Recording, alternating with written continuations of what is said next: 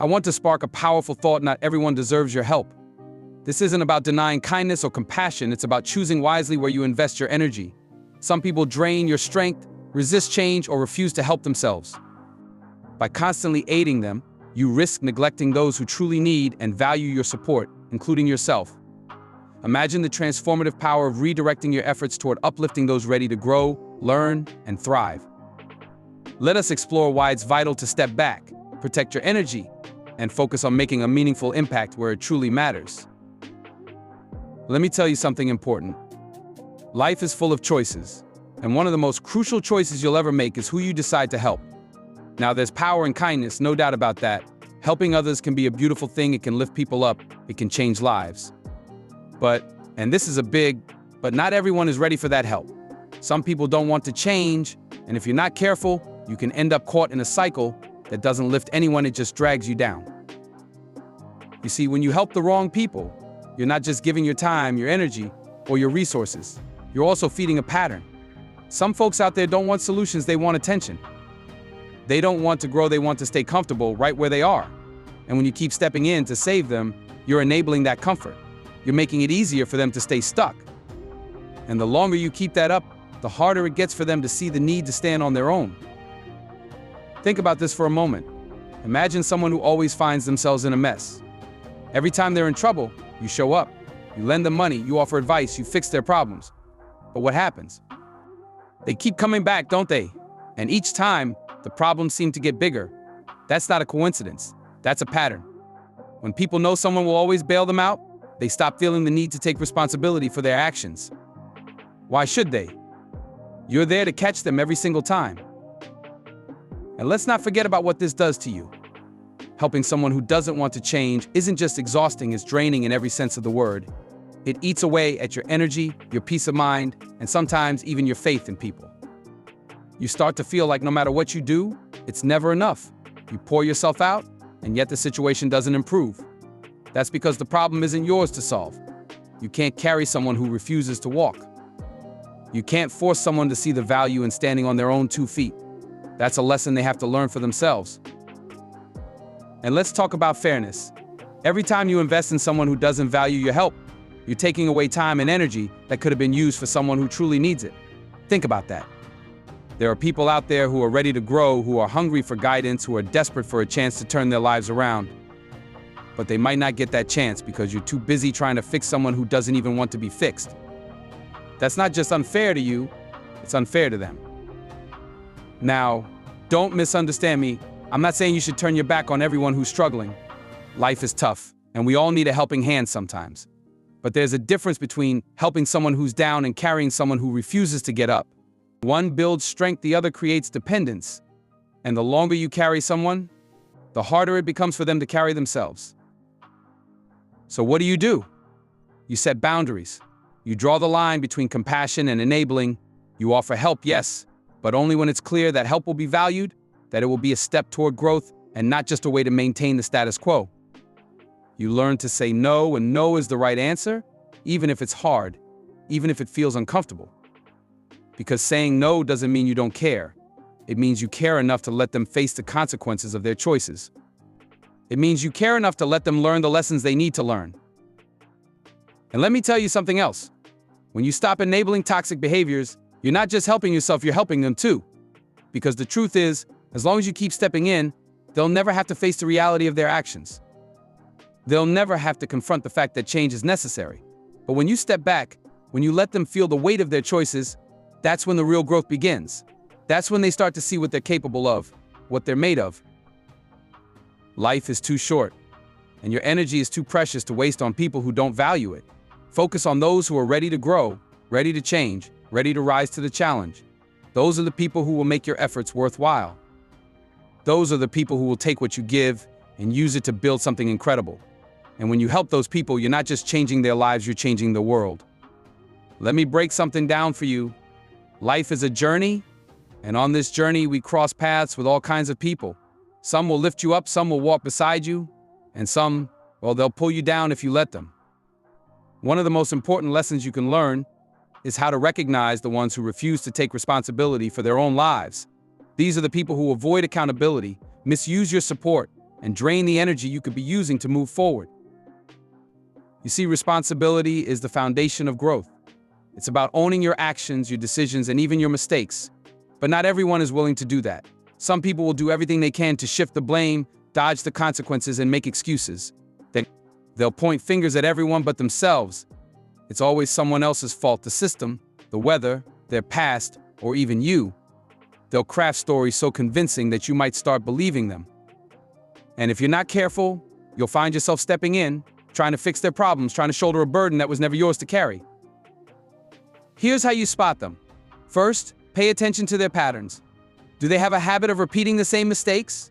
Do they keep finding themselves in the same kind of trouble over and over again? And when they do, what's their reaction? Do they acknowledge their part in it, or do they deflect?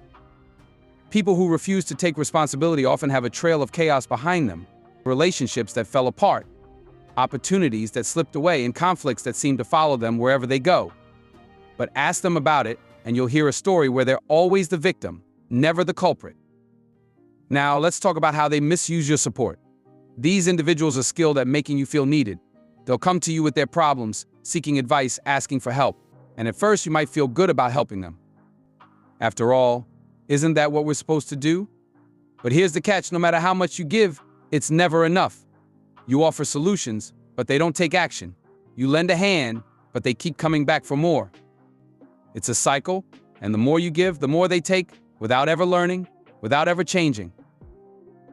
They might even make you feel guilty for not doing enough. They'll play on your empathy, tug at your heartstrings, and make you question whether you're being selfish. But let me tell you something: helping someone who refuses to take responsibility isn't kindness. It's enabling. It's allowing them to stay in their comfort zone, to avoid the hard work of growth and accountability. And in the process, it's draining you, stealing time and energy that could be used for something meaningful. So what do you do when you recognize someone like this? First, you have to set boundaries. Understand that it's not your job to save anyone who isn't willing to save themselves. You can guide them, sure. You can offer advice, point them in the right direction, but you can't do the work for them. And you certainly can't let their lack of responsibility become your burden. Second, watch for signs of genuine effort. Are they willing to take even small steps toward change? Are they open to feedback, willing to reflect on their actions? Or are they stuck in the same old patterns, making the same excuses? Actions speak louder than words. And if their actions don't match their promises, it's time to step back. Finally, remember that it's okay to walk away. It's okay to say no, to protect your peace, to focus your energy on people who value it. That doesn't make you cold-hearted, it makes you wise. Because the truth is, people who refuse to take responsibility will only change when they're ready, and no amount of your effort can force that readiness. Recognizing these individuals isn't about judging them or writing them off. It's about understanding that growth is a choice, and not everyone is ready to make that choice. Your job isn't to drag them toward change, it's to stand firm in your own growth, to lead by example, and to offer help where it can truly make a difference. The rest is up to them. Let me tell you something important. Your energy, your mental, emotional, and physical strength is your most valuable asset. It's the fuel that drives everything you do. It's what allows you to chase your dreams, support your loved ones, and face the challenges life throws your way. But here's the thing: energy isn't infinite. If you're not careful, if you don't protect it, you can burn out. And when that happens, you've got nothing left to give, not to yourself, not to anyone else. Protecting your energy isn't selfish, it's survival. Life will always have demands. People will always need something. Situations will always arise that call for your attention. And if you're the kind of person who's used to giving, it can be hard to say no. You want to help, you want to fix things, you want to be there for everyone. But the truth is, you can't pour from an empty cup. If you don't take care of yourself first, you'll have nothing left to give to anyone else. Think about the times when you felt drained. Maybe it was after dealing with a toxic person, someone who always brings negativity into your space. Maybe it was because you were juggling too many responsibilities, trying to be everything for everyone. Or maybe it was because you were ignoring your own needs, thinking you could push through without rest, without pause. Whatever the reason, the result is the same: exhaustion. And when you're exhausted, you're not at your best. Your mind isn't as sharp, your emotions aren't as steady, and your body starts to feel the strain. Now, let's talk about what happens when you don't protect your energy. First, it affects your mental health. Stress, anxiety, and overwhelm start to creep in. You find yourself unable to focus, unable to enjoy the things you used to love. Your thoughts become clouded, and even small tasks feel like mountains. Then it starts to affect your emotional health. You become irritable, quick to anger, or maybe you withdraw altogether, shutting people out because you just don't have the capacity to deal with them.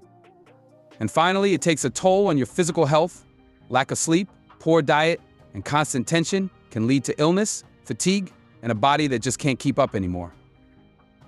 Protecting your energy is about recognizing these patterns before they take hold.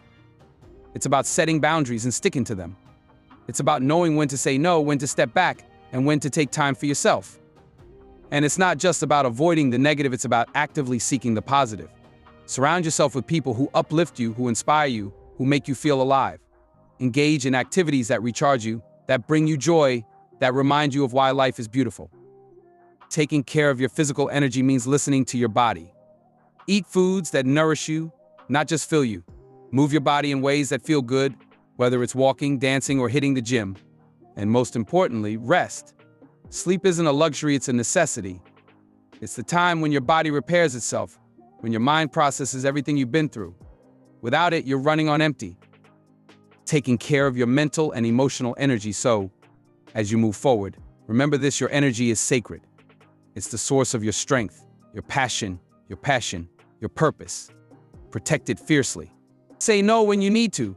Step back when it's necessary, and never feel guilty for prioritizing your well-being. Surround yourself with people who uplift you and seek moments that bring you joy. When you take care of yourself, you show up stronger, wiser, and more capable of making a difference. Protecting your energy isn't just about surviving, it's about thriving. The world needs the best version of you, so honor yourself and guard your light.